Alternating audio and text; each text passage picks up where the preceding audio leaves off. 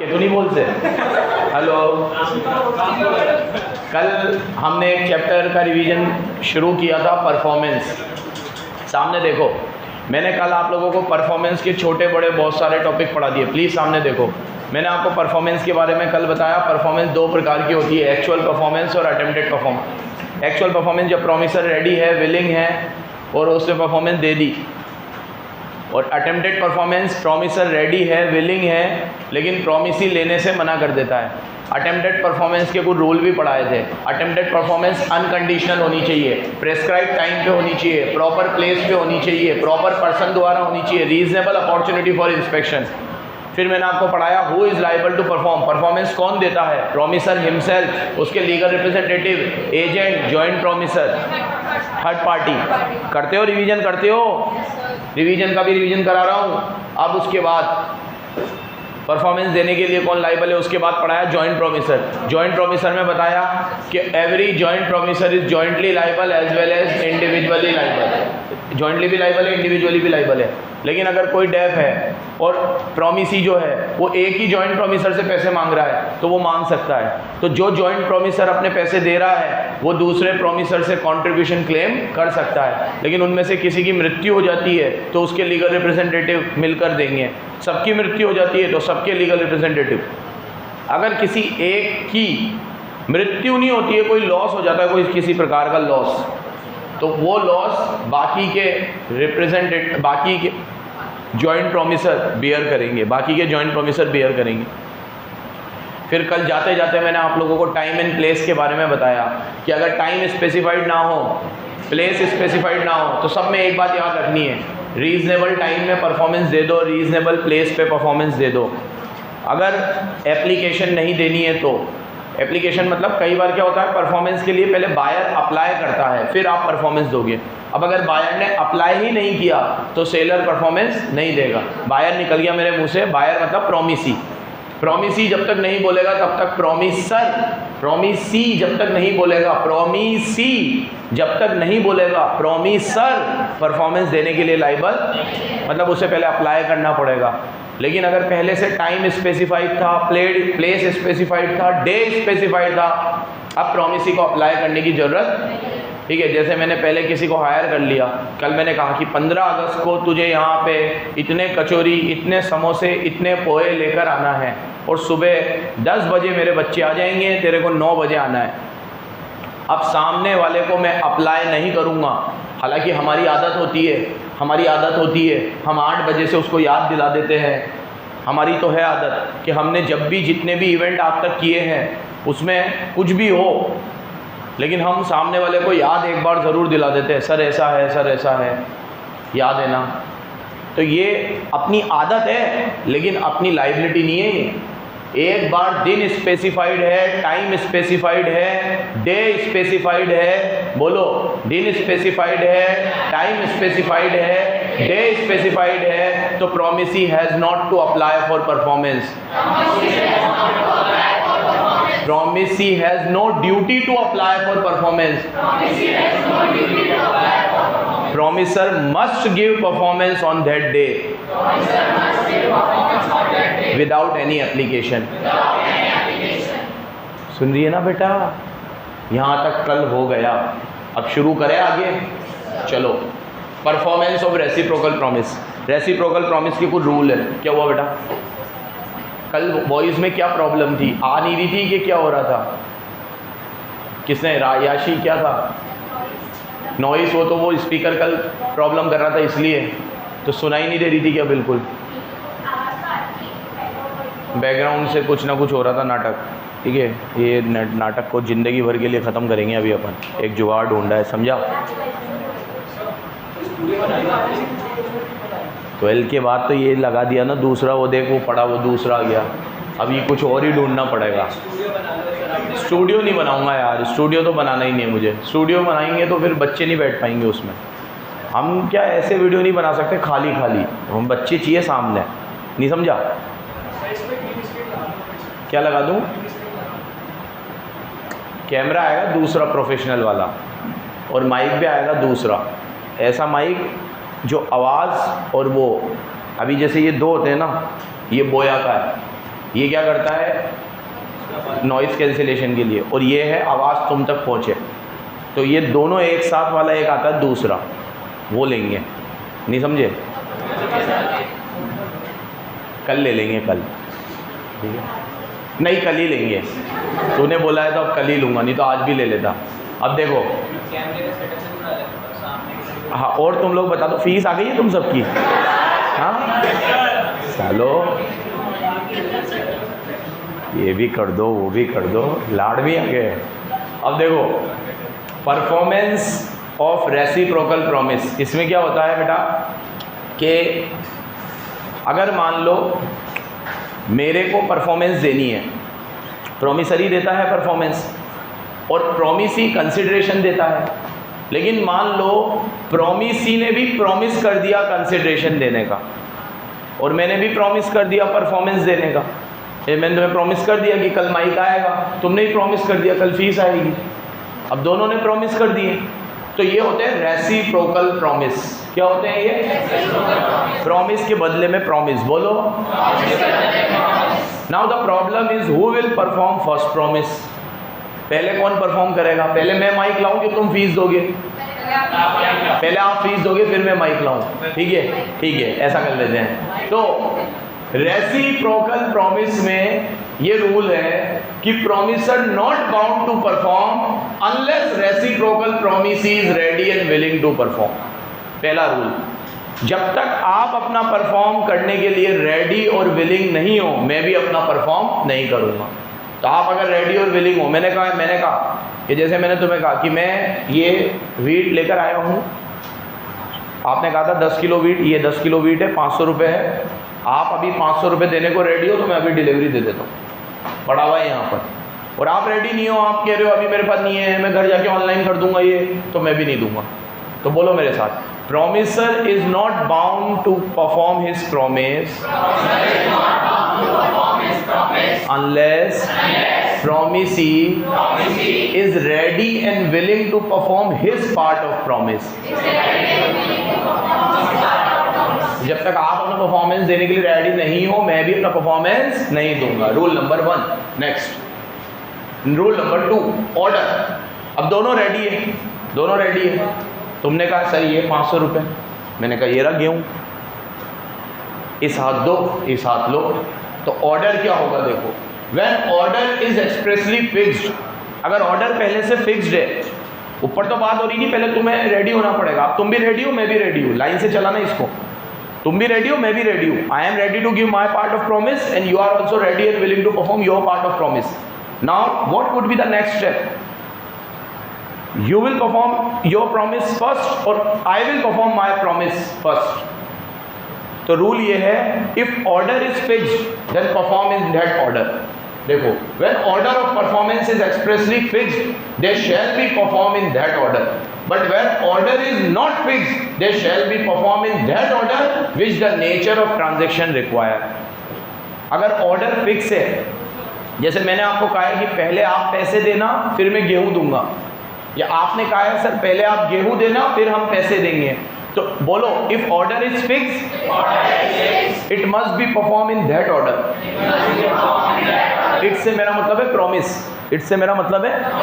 But if order is not fixed, order is not fixed, then it must be perform in the order in which transaction require. If order is not fixed it must be perform in the manner in which transaction required। अब ये manner Vanern तो transaction तो अपन को कैसे पता? तो आप मुझे बताओ, सेल परचेज के जो ट्रांजेक्शन होते हैं, सोच समझ के जवाब देना, बायर्स होके जवाब मत देना। अपने आप को कंज्यूमर भी मत मानना, अपने आप को सेलर भी मत मानना, एक जनरल परसेप्शन से जवाब देना। आप किसी दुकान में कोई सामान लेने गए तो ऑर्डर ऑफ परफॉर्मेंस क्या होना चाहिए? वो सामान पहले दे, आप पैसे बाद में दो, या आप पैसे पहले दो, वो सामान बाद में दे? वो सामान पहले दे और आप पैसे बाद में दो। वाई? डिपेंड करता है। तो मैं इसमें गुड्स भी स्पेसिफाई कर देता हूँ। जनरल स्टोर पे गए हो आप, अब पहले वो सामान देगा, उत्कर्ष ऐसा ही होगा? हाँ, हाँ, पहले कंज्यूमर पैसे देगा तब जाके वो डिलीवरी देगा। जब जाके वो डिलीवरी देगा। हाँ, तो मैंने अभी कह दिया ना, अभी तो जनरल स्टोर का है, तो आप जनरल स्टोर में बिल्कुल सही कह रहे हो, वो पहले सामान देगा फिर आप पैसे दो, क्योंकि जनरल स्टोर की जो चीज़ें हैं वो थोड़ा पहले देखनी पड़ेगी, ये करनी पड़ेगी, और थोड़ा देखेंगे अपन सही है फिर ही अपन पैसे देंगे। कई बार पहले पैसे देने से दिक्कत हो जाती है। जब ऑनलाइन प्लेटफॉर्म आए थे ना, तो सारे लोग कैश ऑन डिलीवरी पे टिक करते थे, और आज उल्टा हो गया है। आज क्रेडिट कार्ड, डेबिट कार्ड से पे कर रहे हैं, क्योंकि 5% कैशबैक मिल जाता है, ये मिल जाता है। कैश ऑन डिलीवरी तो भूल ही गए हैं सब, बहुत कम लोग करते हैं। लेकिन शुरुआत में लोग सब कैश ऑन डिलीवरी करते थे। क्यों? क्योंकि उस टाइम पे ये सारे प्लेटफॉर्म इतने ट्रस्टेड, आज फ्लिपकार्ट इतना ट्रस्टेड है कि फ्लिपकार्ट पे अगर आज आपने कोई चीज़ मंगाई और आपको समझ में नहीं आई तो रिटर्न लेने भी आज ही आ जाएगा, और आज रिटर्न लेके कल तो पैसे भी वापस डाल देगा। फ्लिपकार्ट की इस सर्विस से तो मैं बहुत सेटिस्फाइड हूँ। इतना तेज़ तो आपके पास का दुकानदार भी नहीं है जितना फ्लिपकार्ट है। एग्री और नॉट? दुकानदार भी 4 बार नाटक करेगा, अरे भाई साहब देख के लेना चाहिए ना, चलो ठीक है हम कैश तो नहीं देंगे, दूसरी चीज़ ले लो वापस। ये लोग तो कैश देते हैं ऑन द स्पॉट। एक चीज़ आपको पसंद आई, सुबह आपने मंगाई और आपको वो चीज़ जमी नहीं, शाम को आप मैसेज करो, कई बार तो शाम को ही आता है लेने, और कई बार अगले दिन सुबह तो आ ही जाएगा। फ्लिपकार्ट तो गजब ही है यार। तो ये इन्होंने इतने साल में कस्टमर रिलेशनशिप बिल्ड करी है। अब कोई भी इनको पहले पैसे देने से कतराता, अब कोई कैश ऑन डिलीवरी नहीं करता, सब कार्ड से पेमेंट। पता है कि आप पैसा बाहर सेफ है, कोई दिक्कत वाली बात, काम ऐसे ही होता है। देखो धंधों में सीखने वाली बात है, धंधा हमेशा कस्टमर के ट्रस्ट से बनता है। कस्टमर का ट्रस्ट आपके साथ है, धंधा बहुत ऊपर जाएगा। 4 पैसे चिंडी चोर जैसे काम करके निकाल भी लोगे इधर उधर से, और ट्रस्ट नहीं बनेगा तो धंधा कभी नहीं बन पाएगा। इन्होंने अपना धंधे की बुनियाद ट्रस्ट पे रखी है, और आज देखो कहाँ से कहाँ चले गए। 2 भाई थे, सचिन और बिन्नी। एक जरा से कमरे से शुरू किया था, एक कमरा था, एक लैपटॉप था, और वहाँ से वेबसाइट बनाई फ्लिपकार्ट नाम से, कहाँ से कहाँ पहुँचा दिया। ठीक है, चलो तो ऑर्डर ऑफ परफॉर्मेंस याद रखना, याद रखोगे? तो ऑर्डर क्या होगा ये पहले से डिसाइड है, और ऑर्डर पहले से डिसाइड नहीं है तो एज ट्रांजेक्शन रिक्वायर्ड। बोलो एक बार और बोल दो, as transaction required. Next, liability of party preventing event on which contract is to take effect. अब देखो मैं परफॉर्मेंस देने को रेडी हूँ, बट आप मुझे प्रिवेंट कर रहे हो। जैसे मैं आ गया, मैं फ्लिपकार्ट से हूँ, मैं माल लेके आ गया, मैं कहा भाई साहब आपकी लोकेशन पे खड़ा हूँ। अच्छा कहाँ लोकेशन पे खड़े हो? अरे मैं मेरी लोकेशन से दूसरी लोकेशन पे आ गया हूँ, वहाँ आ जाओ। वो बेचारा वहाँ आ गया, उसको गच्चे पे गच्चे दे रहे हो, और वो परफॉर्मेंस कैसे दे? और आपने कैश ऑन डिलीवरी कर रखा है, तो भैया पहले वो परफॉर्मेंस देगा फिर आप दोगे पैसे। अब वो बेचारा रुके, परेशान हो रहा है, आप परफॉर्मेंस ले ही नहीं रहे हो। तो भैया ऐसा है कि अगर सामने वाला परफॉर्मेंस ले नहीं रहा तो आप भी उसे नहीं दोगे परफॉर्मेंस, और प्लस उससे आप डैमेजेस भी क्लेम करोगे, क्योंकि वो लाइबल है। देखो, when the contract contain reciprocal, one party prevent another party, एक पार्टी दूसरी पार्टी को प्रिवेंट करती है, कॉन्ट्रैक्ट वॉइडेबल हो जाएगा, he is entitled to compensation. और आप क्या मांग सकते हो उससे? कंपनसेशन। रूल पढ़ा रहा हूँ मैं तुम्हें, reciprocal promise.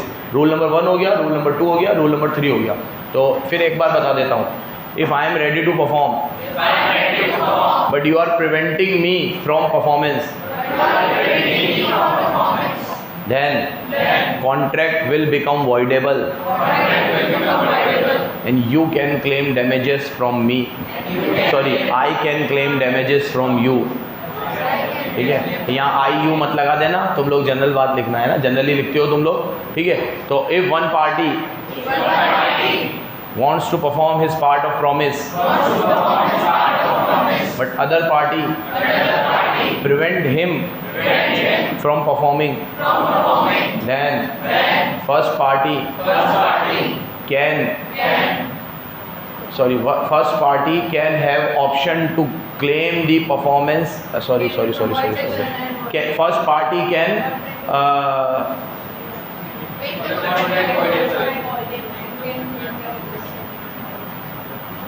first party can claim damages from another party, and contract will become voidable at his option. Contract will become voidable at his option. तो बच्चों, अगर मैं तो परफॉर्मेंस देना चाहता हूँ और आप मुझे प्रिवेंट कर रहे हो, क्योंकि मेरी परफॉर्मेंस की नेचर ही ऐसी है कि मैं दे ही नहीं सकता जब तक आप आओगे नहीं।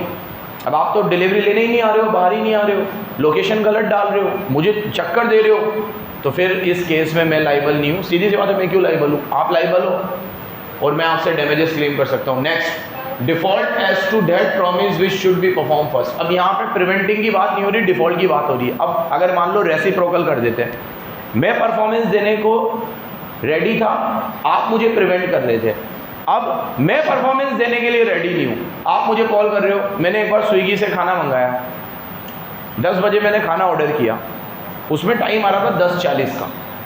कितना आ रहा था? 40 मिनट का डिले था। 40 मिनट मैंने जैसे तैसे टप्पे खेल लिए।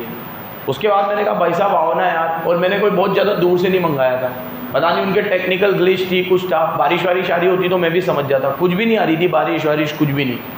लड़का मेरे को गच्चे दे रहा, सर आ रहा हूँ, सर डिलीवरी रेडी नहीं थी, सर होटल ने टाइम पे नहीं दिया, 11:15 11:30 हो गई। मेरा दिमाग ख़राब हो गया, भाग यहाँ से, ठीक है।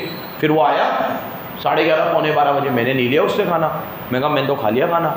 मैं कहा पौने 12 बजे, मैं 10 बजे का ऑर्डर है मेरा, पौने 12 बजे आप आ रहे हो, ठीक है, ये कोई तरीका थोड़ी होता है। उसके बाद मैंने स्विगी यूज़ भी नहीं किया, ठीक है। तो अगर आप ही अपनी परफॉर्मेंस में डिफ़ॉल्ट कर रहे हो तो मैं क्यों लूँगा फिर? तो पहले वाले में और दूसरे वाले, इसके पहले वाले पॉइंट में फ़र्क था। इसके पहले वाले में मैं दे रहा हूँ, आप लेने से मना कर रहे हो, प्रिवेंट कर रहे हो।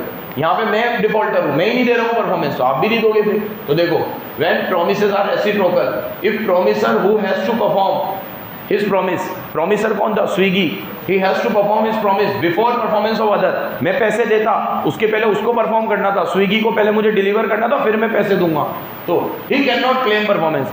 तो आप परफॉर्मेंस क्लेम नहीं कर सकते एंड ही, वो फेल हो गया, तो अगर वो फेल हो गया तो मैं भी परफॉर्मेंस क्लेम, अरे वो भी परफॉर्मेंस क्लेम नहीं करेगा और मैं भी परफॉर्मेंस दूंगा नहीं।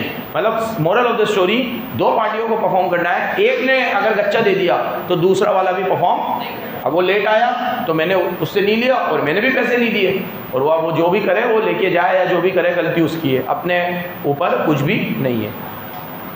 कुछ पूछ रहे थे, किसमें? गलती जिसकी है वो तो कंपनसेशन लेगा ही नहीं, इनोसेंट पार्टी लेगी कंपनसेशन। कौन? मतलब कौन सा वाला परफॉर्म? हाँ,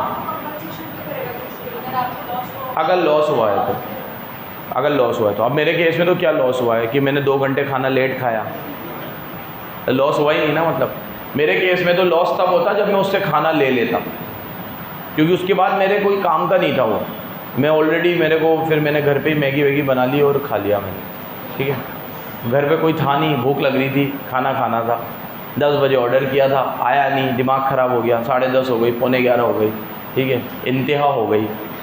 1-2 एप्पल पड़े थे, एक मैगी का पैकेट पड़ा था, ज़िंदगी में सिर्फ मैगी बनानी आती है, चाय भी नहीं आती है बनानी, खोला गैस, बनाई, खाए और सो गए। आया फिर उसका जब फ़ोन, तब तो मैं एक नैप ले चुका था, ठीक है। मैं कहा भाई तू कहाँ था, कहाँ तू? और सर पूछो मत, इधर से उधर ये हो रहा था, फलाना डिमकड़ा। मैं कहा बाहर में जाओ, अब चल दो, चलो। 5th, effect of failure to perform at a time. अब टाइम की भी थोड़ा इसमें तड़का लगा लेते हैं। टाइम का बहुत गहरा मसला है इस टॉपिक में। टाइम एसेंस होता है कई बार कॉन्ट्रैक्ट में, कई बार कॉन्ट्रैक्ट में टाइम क्या होता है? एसेंस। जैसे मेरे कॉन्ट्रैक्ट में मेरे को टाइम पे डिलीवरी चाहिए थी।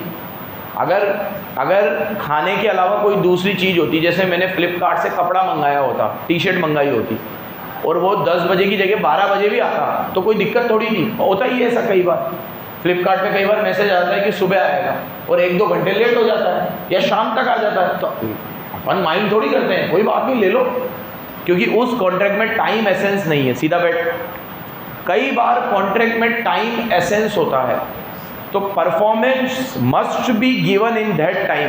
परफॉर्मेंस उसी टाइम में देनी है। अगर आपने उस टाइम में नहीं दी तो कॉन्ट्रैक्ट वॉइडेबल हो जाएगा। क्या हो जाएगा? एग्रीव्ड पार्टी के ऑप्शन पे। किसके ऑप्शन पे? देखो, where party to contract promises to do certain thing before specified time, fail to do so, उसने ऐसा नहीं किया, बिफोर स्पेसिफाइड टाइम मतलब टाइम के पहले परफॉर्मेंस नहीं दी या टाइम पे भी नहीं दी। बिफोर में ऑन और बिफोर लिखना, बिफोर मत लिखना, ऑन और बिफोर, या तो पहले दे दो या ऑन द डेट दे दो। अब आपने कहा है 10 बजे तो 10 बजे दे दो, नहीं तो 9 बजे दे दो, 8:30 बजे तो भी चलेगा, but on or before time, time पे परफॉर्मेंस दे दो। तो अगर नहीं दिया आपने, has not been perform, it become voidable at the option of promisee. वो किसके ऑप्शन पे की हो जाएगा? वॉइडेबल। सीधी सी बात है, ठीक है। सर इसमें और ऊपर वाले में क्या फ़र्क है? कंपेयर कर करके पढ़ना। ऊपर ये बोला था कि मैंने परफॉर्मेंस दी नहीं, यहाँ पे ये बोला है मैंने परफॉर्मेंस टाइम पे नहीं दी। एक तरीके से मेरा स्विगी वाला एग्जांपल इधर फिट बैठेगा, क्योंकि वहाँ पे उसने परफॉर्मेंस दी, वो आया तो था 11:15 बजे आया, लेकिन तो ऑन और बिफोर देना था। 10 बजे का टाइम था, 10:30 बजे तक दे देता। वो ऑर्डर दिया था मैंने 10:40 बता रहा था वो मुझे, तो 10:40 या 10:40 के पहले, लेकिन वो 10:40 के बाद आया तो मैं परफॉर्मेंस लेने के लिए लाइबल। अगर मैं 11 बजे तक भी आ जाता मैं ले लेता, फिर तो बहुत ही लेट हो गया, मैंने नहीं ली।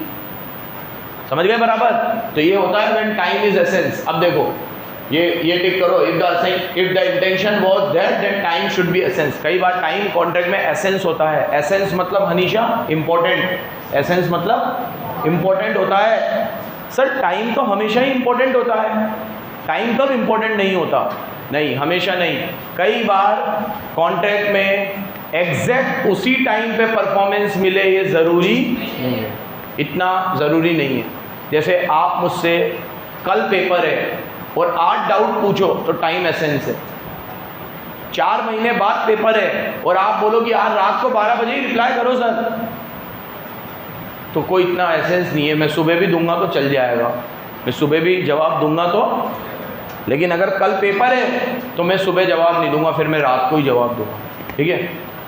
तो तुम्हें पहले बोला भी था मैंने कि पेपरों के टाइम पे मैं अक्सर क्वेरी में टाइम नहीं देखता हूँ। पेपर जब चल रहे होते हैं ना, उसमें कोई टाइम नहीं।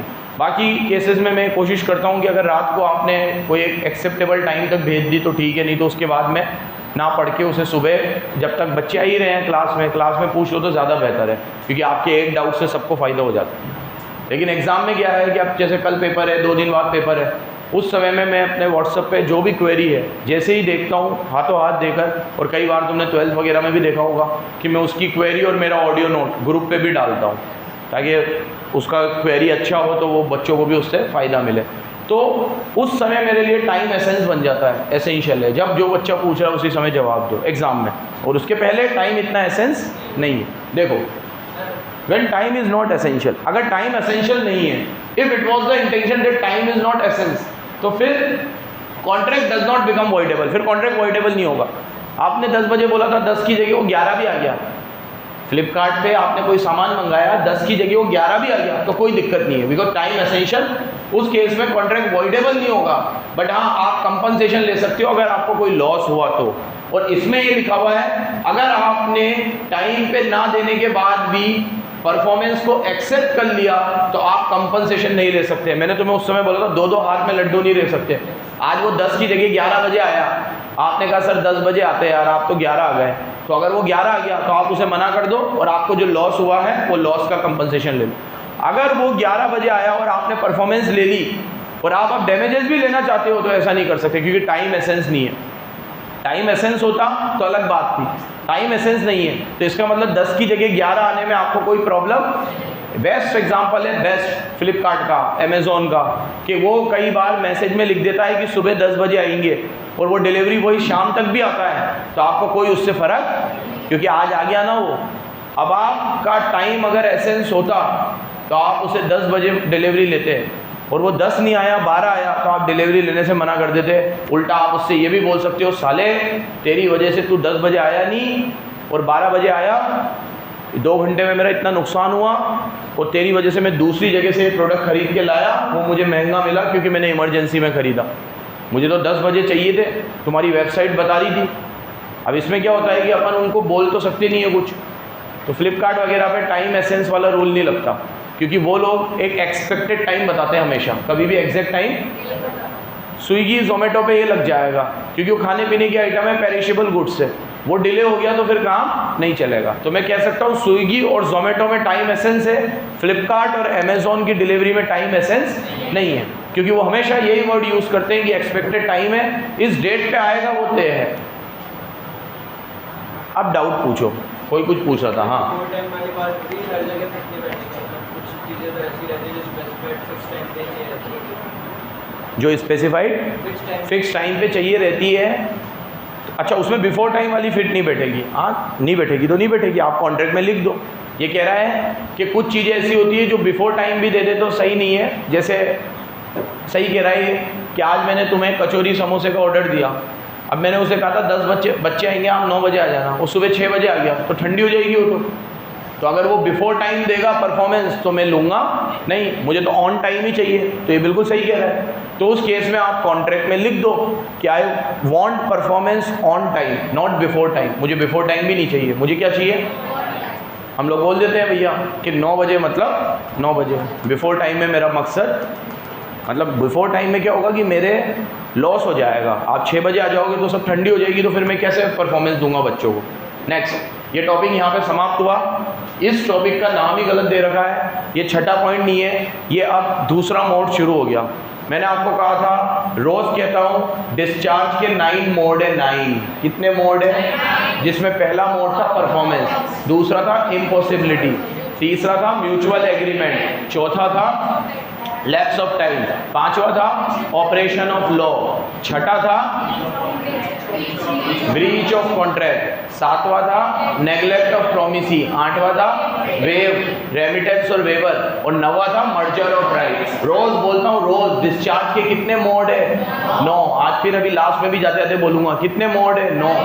तो ये इस पर्टिकुलर चैप्टर में टॉपिक को ढंग से जमा नहीं रखे। मैं अगर ये किताब लिखता तो मैं इस चैप्टर का नाम लिखता डिस्चार्ज, पहले लिखता 9 मोड, और 9 में पहला समझा था परफॉर्मेंस, और इसको मैं नाम देता दूसरा इम्पॉसिबिलिटी ऑफ परफॉर्मेंस। क्या नाम देता? इसे काटो सेकंड, और यहाँ बड़े बड़े गोला करके 2 करो। ये है सेकंड मोड ऑफ डिस्चार्ज। क्या है ये?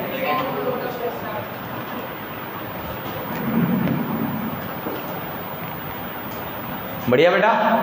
कॉन्ट्रैक्ट डिस्चार्ज हो जाएगा जब आपकी परफॉर्मेंस इम्पॉसिबल हो जाए। क्या हो जाए? अभी तक तो परफॉर्मेंस पॉसिबल थी तो मैं दे भी रहा था, परफॉर्मेंस के सारे रूल पढ़ा रहा था, परफॉर्मेंस ऐसी दो वैसी दो, फलाना करो ढिमकड़ा करो। अब अपन पढ़ रहे हैं जब परफॉर्मेंस आप देने के लिए लाइबल ही नहीं हो, because performance become impossible, because performance become impossible. अब इम्पॉसिबल 2 तरह की होती है। इनिशियल इम्पॉसिबिलिटी, देखो बोलो मेरे साथ, when performance is impossible at the time of making contract, it is called initial impossibility. तो आज मैंने उर्विका से प्रॉमिस किया कि उर्विका तू मुझे 10,000 रुपये देगी तो मैं तेरे लिए चांद तारे तोड़ के लाऊंगा। क्या तोड़ के लाऊंगा? चांद तारे। तू मुझे कितने रुपए देना? 10,000। क्या ये परफॉर्मेंस पॉसिबल है? इम्पॉसिबल है। इम्पॉसिबल बाद में हुई कि पहले से थी? जिस दिन मैं अपने मुंह से ये बकवास निकाल रहा हूँ उसी दिन से मुझे पता है कि ये पॉसिबल। इसे बोलते हैं इनिशियल इम्पॉसिबिलिटी। इसमें कॉन्ट्रैक्ट वॉइड हो जाएगा। क्या हो जाएगा? इसमें कोई दिक्कत ही नहीं है। अब आते हैं सब्सीक्वेंट। अब ये 3 टॉपिक दे रखे हैं, if known to the party, unknown to the party, known to the promisor. ये 3 टॉपिक भी पढ़ लेते हैं अपन। अब आप मुझे बताओ, मेरे को और उर्विका को दोनों को पता था कि ये इम्पॉसिबल है तो कॉन्ट्रैक्ट वॉइड है। मुझे और उर्विका दोनों को पता था कि ये नहीं पता था कि ये इम्पॉसिबल है तो भी ये इम्पॉसिबल है। इम्पॉसिबल चीज़ आपके पता होने या ना पता होने से, अब आप तो ये उर्विका इतनी बोली है, वाओ सर ऐसा हो सकता है, चांद तारे तोड़े जा सकते हैं। मैं कहा हाँ, सीढ़ी लगा के तोड़ सकते हैं। ठीक है, नासा से सीढ़ी लगाऊंगा, सीढ़ी ऊपर जाएगी, उड़ता हुआ जाऊंगा, तोड़ता हुआ लेके आ जाऊंगा। ठीक है, तो ये मुझे भी नहीं पता था। फिर जब मैंने सीढ़ी लगाई तो पता चला ये तो छोटी है, ये नहीं होगा। तो बाद में पता चला। तो भैया मेरे पता चलने या ना पता चलने से कुछ भी नहीं होता। इम्पॉसिबल तो इम्पॉसिबल होता है। तो देखो, whether it is known to the parties और whether it is unknown to the party, result will be same. बोलो, contract will be void in both the cases. Next, अब ये वाला है if known to the promisor only, अगर सिर्फ promisor को पता था तो कॉन्ट्रैक्ट वॉइड तो होगा, लेकिन प्रोमिसर को कंपनसेशन देना पड़ेगा। जैसे अब ये चांद तारे तोड़ने का तो सबको इम्पॉसिबल है, मैंने कुछ ऐसा कॉन्ट्रैक्ट किया, जैसे मैंने उर्विका को कहा उर्विका मैं तेरे को 10 दिन में पूरी लॉ पढ़ा दूंगा CA फाउंडेशन 10 डेज में। अब उर्विका तो पहली बार पढ़ रही है, उसको थोड़ी पता है 10 दिन में हो सकता है कि नहीं, लेकिन मैं तो इतने साल से पढ़ा रहा हूँ, तो ये इम्पॉसिबल है, 10 दिन में लॉ पढ़ाना इम्पॉसिबल है। बट ये बात मुझे पता थी, प्रोमिसर को पता थी, and still promisor is making a false promise, still promisor is making a false promise because he knows about the impossibility, he knows about the impossibility. Now contract will become void but promise he can claim compensation. अब मुझसे उर्विका क्या मांग सकती है? Compensation मांग सकती है, ठीक है। तो promise is entitled to claim compensation. But एक बात याद रखना, उर्विका मुझसे कंपनसेशन तभी मांगेगी जब she has reasons to believe कि ये स्टेटमेंट ट्रू है। If she could have known about the impossibility with a reasonable diligence, अगर वो अपना डिलीजेंस यूज़ करती तो उसे इम्पॉसिबिलिटी के बारे में पता चल सकता था, फिर भी उसने अपना डिलीजेंस यूज़ करने की कोशिश नहीं की, तो इस केस में आप कंपनसेशन क्लेम नहीं कर सकते। पागल हो क्या? कंपनसेशन तो पहले ही क्लेम कर सकते थे आप, लेकिन वो कब? जब आपके डिलीजेंस से भी आपको पता नहीं चलेगा। अगर आपको पता चल सकता था तो आप अपनी मर्जी से खाई में कूदे हो। अब उर्विका नेट पे सर्च करती यार 10 दिन में लॉ हो सकती है क्या, और इंस्टीट्यूट की वेबसाइट पे तो सब कुछ लिखा हुआ है। अब इंस्टीट्यूट की वेबसाइट पे खोलती और ये जाती इंडियन कॉन्ट्रैक्ट एक्ट, उसमें देखती इतने चैप्टर, फिर एजेंसी बेलमेंट प्लेज, फिर ये जाती सेल ऑफ गुड्स, फिर ये जाती पार्टनरशिप एक्ट, फिर ये जाती, तो ये सोचती यार 10 दिन में तो इसका रिवीजन करना भी इम्पॉसिबल है, इतना बड़ा कोर्स है, और सर कह रहे 10 दिन में पूरा कोर्स ही करा देंगे। दिक्कत है। तो इसको पता चल सकता था, फिर भी इसने कहा लो चलो यार करते तो है, आज कुछ तूफानी करते हैं, ठीक है चलो देखते हैं ये कराते हैं कि नहीं। तो इसको पता है नहीं हो पाएगा, and still she is contracting, तो मतलब फिर ये नॉन वाले केस में चला गया, ये अब अननोन नहीं रहा, ये क्या हो गया? और मैंने तुम्हें बता ही दिया कि अगर दोनों पार्टी को पता है कि इम्पॉसिबल है तो कॉन्ट्रैक्ट वॉइड होगा। कान खोल के सुन लो, दोनों पार्टी को पता है वॉइड हो जाएगा, दोनों पार्टी को नहीं पता है तो भी वॉइड हो जाएगा, सिर्फ प्रॉमिसर को पता है तो भी वॉइड हो जाएगा, लेकिन प्रॉमिसी कैन क्लेम कंपनसेशन। ऐसे क्वेश्चन बनेंगे। अभी तो बहुत मज़ा आता है प्रवचन सुनने में, इसको सुन के दिमाग से दिल में उतारना है, केस स्टडी बनेगी, तब अप्लाई करना आना चाहिए, सिर्फ रट मत लेना। समझो इसको, इतना डिटेल में पढ़ते हैं अपन लोग लॉ, इतना डिटेल में समझो, एक एक एग्जाम्पल को गहराई से समझना। लॉ को समझने का सबसे अच्छा तरीका है लॉ मेकर के इंटेंशन को समझो। क्या? लॉ मेकर के इंटेंशन को समझो। वो यहाँ पे क्यों उर्विका को कंपनसेशन दिला रहा है?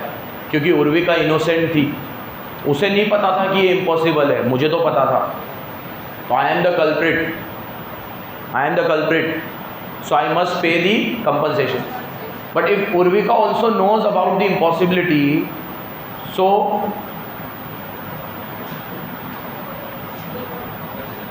she won't get any compensation because she is equally involved in this performance. She knows about the impossibility, और अगर मान लो उसे नहीं भी पता था तो she could have known about the impossibility with reasonable diligence. वो थोड़ा सा भी डिलीजेंस यूज़ करती तो उसे पता चल जाता, वेबसाइट खोलती, इंस्टीट्यूट का स्टडी मटेरियल खोलती, पेज को काउंट करती। हमारी आदत होती है पेज काउंट करने की, कितना बड़ा चैप्टर है, हम उससे पता लगाते हैं कितने दिन में ख़त्म होगा। तो इसको इतना तो पता चल ही जाता कि 10 दिन में लॉ कंप्लीट।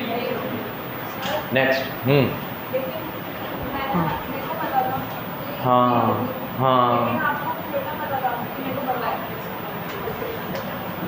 तो मुझे तो यही पता था कि तुझे नहीं पता है। हाँ तो फिर मेरे को तो पता ही था। हाँ। कंपनसेशन तो खुद दोगे। क्यों दूंगा? ऐसे तो बोले सर आपको ना पता ही था, पता है। हाँ तो मैं प्रूफ करूँगा ना कि तेरे को पता है। और मैं ये प्रूडेंस का व्यक्ति तो पता लगा ही सकता। हाँ तो मैं तो ये पता लगा लूँगा ना कि भाई तेरे को तो पता चल सकता था ये। कोर्ट में जब तुम मुझसे कंपनसेशन मांगेगी तो मैं ये बोलूँगा कोर्ट में कि ये इतनी सीधी है, इसको पता नहीं था 10 दिन में कोर्स होता है कि नहीं होता। मैंने तो बोल दिया 10 दिन में होता है, इसको समझ में नहीं आया कि 10 दिन में होता है कि नहीं होता। बच्चा पता लगा सकता है। तो मैं बोल दूंगा भैया मैंने भी रिस्क लिया था और मेरे साथ इसने भी रिस्क लिया है, कॉन्ट्रैक्ट वॉइड होगा, मैं कंपनसेशन नहीं दूंगा, कॉन्ट्रैक्ट वॉइड होगा। और वॉइड में क्या है कि मैं इसकी फ़ीस वापस दे दूंगा इसको, जितना पढ़ाया करा काट कूट के जो भी होगा, बट मैं कंपनसेशन नहीं दूंगा, लॉस डैमेजेस नहीं दूंगा। Next, subsequent impossibility, when performance is possible at the time of making performance, at the time of making contract, but become impossible afterwards. It is called subsequent impossibility or supervening impossibility और law of frustration. देखो, contract करते वक्त तो मुझे लग रहा था performance valid है, कॉन्ट्रैक्ट करते वक्त तो मुझे भी लग रहा था परफॉर्मेंस और वैलिड भी थी वो और पॉसिबल भी थी। बाद में कुछ ऐसा हुआ कि वो इम्पॉसिबल हो गई, इसे सब्सिक्वेंट इम्पॉसिबिलिटी बोलते हैं और अंग्रेज इसे लॉ ऑफ फ्रस्ट्रेशन बोलते हैं। क्या बोलते हैं अंग्रेज? देखो, व्हेन परफॉर्मेंस और become impossible due to unexpected event, कुछ अनएक्सपेक्टेड इवेंट की वजह से हुई, beyond the contemplation of parties, इसको बोल सकते हो beyond the control of parties, beyond the control of party, हमारे कंट्रोल के बियॉन्ड था, तो कॉन्ट्रैक्ट बिकम वॉइड, कॉन्ट्रैक्ट भी वॉइड हो जाएगा। अभी ऐसा कब होता है? कुछ एग्जाम्पल दे दिए इसने, वो भी नहीं दिए, सॉरी क्यों नहीं दिए, क्योंकि इसके एग्जाम्पल मैंने तुम्हें वो डिस्चार्ज में जो इम्पॉसिबिलिटी थी वहाँ पढ़ा दिया था। वॉर डिक्लेयर हो गया, सामने वॉर डिक्लेयर हो गया, डेथ हो गई, डिस्ट्रक्शन ऑफ सब्जेक्ट मैटर, मैंने कहा था मैं कॉन्सर्ट में जाने वाला था, आग लग गई, चेंज इन लॉ चेंज हो गया, तो लिख दो यहाँ पर इम्पॉसिबिलिटी के क्या रीज़न हो सकते हैं। चेंज इन लॉ, क्या क्या हो सकते हैं, लिखा हुआ भी होगा शायद तुमने, change in law, declaration of war, change in law, declaration of war, subsequent impossibility, अरे मतलब सब्सिक्वेंट में तो पढ़ा ही रहा हूँ ये, change in law, declaration of war, destruction of subject matter, destruction of subject matter, destruction of subject matter, destruction of subject matter, समझ गए। Death of promisor, death of promisor, promisor मर गया, प्रोमिसर पागल हो गया, प्रोमिसर अपाहिज हो गया, ये कुछ ऐसी चीज़ें हैं जो हमारे कंट्रोल में नहीं हैं, ये हमारे कंट्रोल के बियॉन्ड है, तो इसे सब्सिक्वेंट इम्पॉसिबिलिटी बोलते हैं। क्या बोलते हैं? और गोरे इसे बोलते हैं लॉ ऑफ फ्रस्ट्रेशन। गोरे क्या बोलते हैं? Law of frustration. ये काट दो, ये मैं तुम्हें पहले पढ़ा चुका हूँ। अगर दो प्रॉमिस है, एक लीगल है एक इलीगल है, तो मैंने तुम्हें कहा था अगर दोनों का कंसिडरेशन सेम है तो पूरा वॉइड हो जाएगा, और दोनों का कंसिडरेशन अलग अलग है तो वैलिड वाला वैलिड रहेगा, इलीगल वाला वॉइड हो जाएगा। ये मैं तुम्हें पहले बता चुका हूँ। अगले टॉपिक पे आते हैं, अप्रोप्रिएशन ऑफ पेमेंट। क्या है अगला टॉपिक? कल पढ़े या तो इसको मैं पढ़ लिया आज ही। दो टॉपिक बचेंगे, एक अप्रोप्रिएशन और एक म्यूचुअल कंसेंट वाला, ख़त्म। फिर ये डिस्चार्ज से तो पढ़ा ही चुका हूँ मैं, तुम डिस्चार्ज से पढ़ा दिया है मैंने। पढ़ लूँ, दो टॉपिक पढ़ा दूँ, ख़त्म कर दूँ। हाँ, पॉज करते हो 1 मिनट। तो एप्रोप्रिएशन और म्यूचुअल एजेंसी पढ़ने के लिए बच्चे बोल रहे हैं कल पढ़ाना, तो आज का टॉपिक समाप्त होता है। धन्यवाद।